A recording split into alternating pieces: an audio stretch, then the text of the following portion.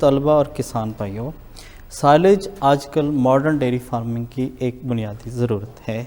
سائلیج کہتے ہیں fermented green فاڈر، یعنی کہ سبز چارے کا اچار۔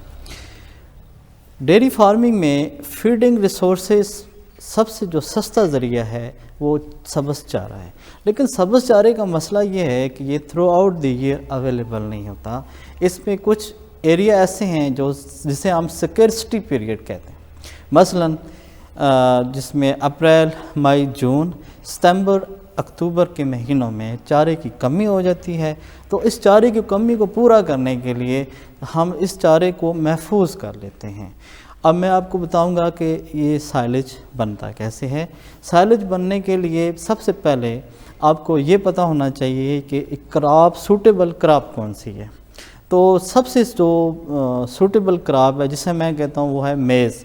میز کہتا ہوں کنگ آف فاڈر۔ میز یعنی مکئی۔ مکئی کو یہ بھی دیکھنا چاہیے کہ سٹیج آف کراپ کون سی ہے، اس وقت کیا ہے، اور وہ جو دودھیل سٹیج پہ ہوتی ہے، یعنی کہ اگر چھلی کے اوپر دانے کو آپ تھوڑا پریس کریں اور اس سے تھوڑا سا دودھ نکلے تو اسے کہتے ہیں یہ پراپر سٹیج ہے۔ ملکی سٹیج پہ ہم اس کو کاٹتے ہیں۔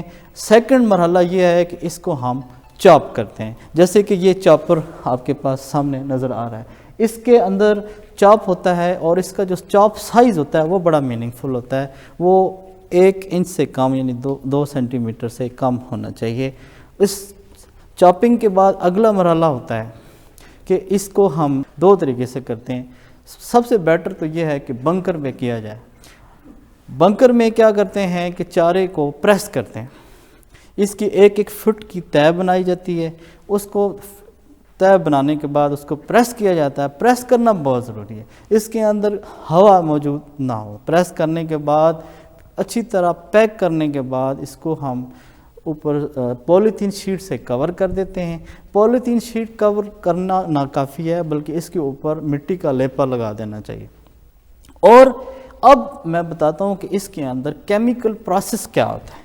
سائلیج کے کیمیکل پروسیس میں سب سے پہلے جو پہلے 3 دن ہوتے ہیں اس میں ایروبک ایکٹیویٹی ہوتی ہے، یعنی اس کے اندر جو آلریڈی ٹریپ آکسیجن ہے وہ یوٹیلائز ہوتی ہے، ہیٹ جنریٹ ہوتی ہے۔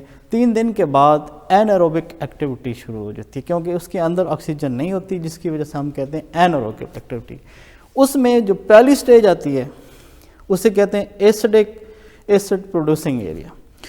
اس میں جو چارے کے اندر سالوبل کاربوہائیڈریٹس ہوتے ہیں they are converted into acetic acid by acetic acid producing bacteria۔ اب سائلیج جو اس کے اندر پروسیس ہے وہ اس کی پی ایچ ڈاؤن ہونی شروع ہو جاتی ہے۔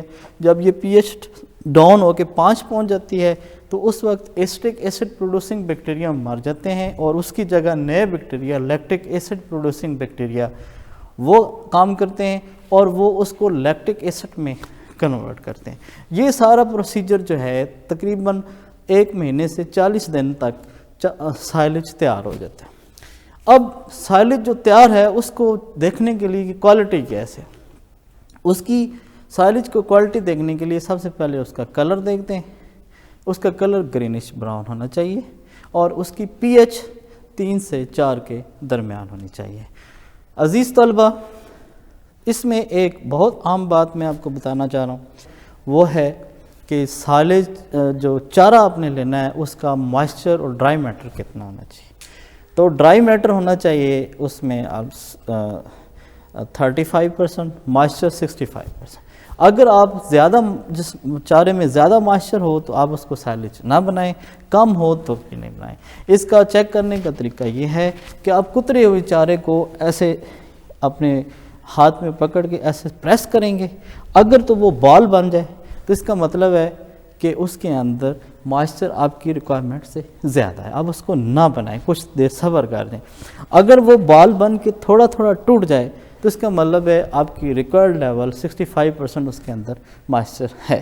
اگر وہ ایسے آپ دوبارہ پریس کریں اور فوری طور پہ سپریڈ ہو جائے، اٹ مینس کہ اس کے اندر موائسچر کی تعداد کم ہے، وہ بھی مناسب نہیں ہے۔